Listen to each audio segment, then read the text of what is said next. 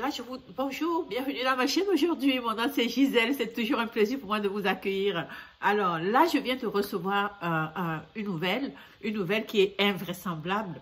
C'est que en Allemagne, l'Allemagne vient d'échapper. L'Allemagne, le président allemand vient d'échapper à une tentative de coup d'État. On est le 7 décembre 2022. Mercredi, le 7 décembre 2022, un breaking news, dernière nouvelle, en Allemagne, on vient d'arrêter 25 personnes qui se sont regroupées pour pouvoir vraiment envahir le Parlement allemand. Donc, ils ont été arrêtés actuellement. Donc, 25 personnes sont arrêtées. Il y a 25 autres qui sont sous enquête. Donc, ils avaient vraiment l'intention de se rendre au Parlement allemand. Donc, c'est une perquisition qui s'est étendue sur plusieurs 130 logements. Okay? Les bureaux, les entrepôts ont été perquisitionnés. Et parmi eux, il y avait une caserne de commando des forces spéciales de la Bundeswehr. Donc, qui aurait pensé, ça c'est la dernière nouvelle, je veux dire, on parle toujours de coup d'État, quand on parle de coup d'État, on pense toujours à l'Afrique. On ne pense jamais que ça peut se passer aussi dans un pays occidental. Voilà, c'est l'Allemagne qui vient d'échapper à une tentative de coup d'État. Donc, c'est un groupe d'extrême droite qui sont insatisfaits, qui sont du Deuxième Reich. Ok, donc pour ceux qui connaissent un peu l'histoire de l'Allemagne, donc ils veulent vraiment, ils sont en désaccord avec la façon dont leur pays est gouverné et eux ils se sont regroupés pour pouvoir renverser la situation. Et parmi les gens il y a deux grands qui menaient le groupe. Et il y a un monsieur qui a 69 ans. Donc, son nom, c'est quoi? Ok, c'est ça. Donc, dans la première est un ancien commandant. C'est un ancien commandant parachutiste, Rüdiger von P., âgé de 69 ans. Ok? Et la seconde personne, c'est un descendant d'une vieille famille de l'aristocratie allemande, connu sous le nom d'Henri XIII. Alors, c'est le prince Reuss, âgés de 71 ans, ce ne sont pas des enfants. Donc, ce sont des gens, il y a 69 ans et 71 ans, c'est eux qui sont à la tête de cette organisation de terroristes d'extrême droite, qui veulent vraiment renverser le gouvernement. Ils vivent tous à Thuringe, une région de l'ancienne Allemagne de l'Est où l'extrême droite est fortement implantée et solidement organisée. Donc, ce sont des gens qui vivent dans l'ancienne Allemagne de l'Est et qui ont eu le temps de se préparer. Donc, ils avaient l'intention vraiment de renverser le gouvernement. Ils ont été arrêtés. Le groupe a été démantelé. Vous allez voir dans la photo. Je peux vous mettre peut-être... Il y a des émissions peut-être je vais voir s'il y a des reportages qui sont faits là-dessus. Je pourrais vous montrer quelques épisodes. Mais voilà, c'est vraiment ce qui se passe présentement. Voilà une photo de la perquisition. Je vais vous faire écouter donc un résumé de l'article qui est présentement en ligne, qui vient d'être publié. Alors, on va l'écouter ensemble. Les autorités allemandes ont annoncé l'arrestation, ce mercredi, de 25 membres d'un groupe d'extrême droite soupçonnés de préparer un coup d'État et une attaque armée contre le Bundestag. Gros coup de filet.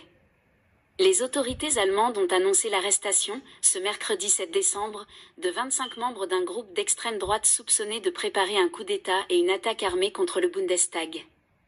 Le parquet allemand a déclaré que ce groupe était inspiré par les théories conspirationnistes de QAnon et des Reichsbürger, citoyens du Reich, une mouvance qui ne reconnaît pas la légitimité des institutions de la République fédérale et défend le rétablissement de l'Empire allemand.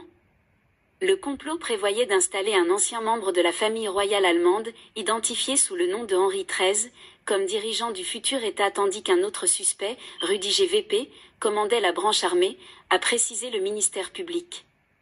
Il a ajouté que Henri XIII, qui utilise le titre de prince et vient de la maison princière Reuss, laquelle a régné sur certaines régions d'Allemagne orientale, avait pris contact avec des représentants en Russie pour s'assurer de leur soutien, sans que rien ne prouve que cette requête ait été accueillie positivement par les intéressés. Cela semble être un problème interne à l'Allemagne. Il ne peut être question d'une quelconque interférence de la Russie, a réagi le porte-parole du Kremlin Dmitri Peskov. La ministre allemande de l'Intérieur, Nancy Faeser, a déclaré que les investigations avaient permis d'entrevoir l'abîme de la menace terroriste émanant de la mouvance des Reichsbürger, ajoutant que l'État fédéral savait comment se défendre contre ses ennemis de la démocratie. Extrême droite et groupe néo-nazis. Un soldat en service actif appartenant aux forces spéciales et plusieurs réservistes figurent parmi les suspects, a dit à Reuters un porte-parole des services de renseignement militaire. Le militaire est membre de la force d'élite KSK, Commando Spezialkraft de l'armée de terre, réorganisée ces dernières années après plusieurs incidents en relation avec l'extrême droite et des groupes néo-nazis. Des perquisitions ont été menées par plus de 3000 membres des forces de sécurité dans 11 Länder. Les suspects ont été arrêtés dans le Bade-Württemberg, dans la Hesse, en Bavière, à Berlin, en Saxe et Bas-Saxe, en Thuringe ainsi qu'en Autriche et en Italie, a précisé le parquet. Les enquêteurs soupçonnent plusieurs suspects d'avoir préparé une attaque du Bundestag, la chambre basse du Parlement, à Berlin à l'aide d'un petit groupe armé, a encore indiqué le parquet. Les personnes arrêtées sont également accusées d'avoir préparé, depuis la fin novembre 2021, plusieurs autres actions telles que le recrutement de nouveaux membres, principalement dans les rangs de la police et de l'armée, a-t-il ajouté. Les suspects comparaîtront mercredi et jeudi devant un tribunal fédéral qui décidera de leur maintien ou non en détention provisoire. Invasion du Reichstag en 2020. En août 2020, des centaines de manifestants avaient envahi les marches du Reichstag, le bâtiment du Parlement, certains brandissant des drapeaux d'extrême droite, en marge de manifestations contre les restrictions sanitaires anti-Covid. Selon les services de renseignement intérieurs allemands, la mouvance des Reichsbürger rassemble environ 21 000 personnes, dont environ 5% sont considérés comme des extrémistes de droite.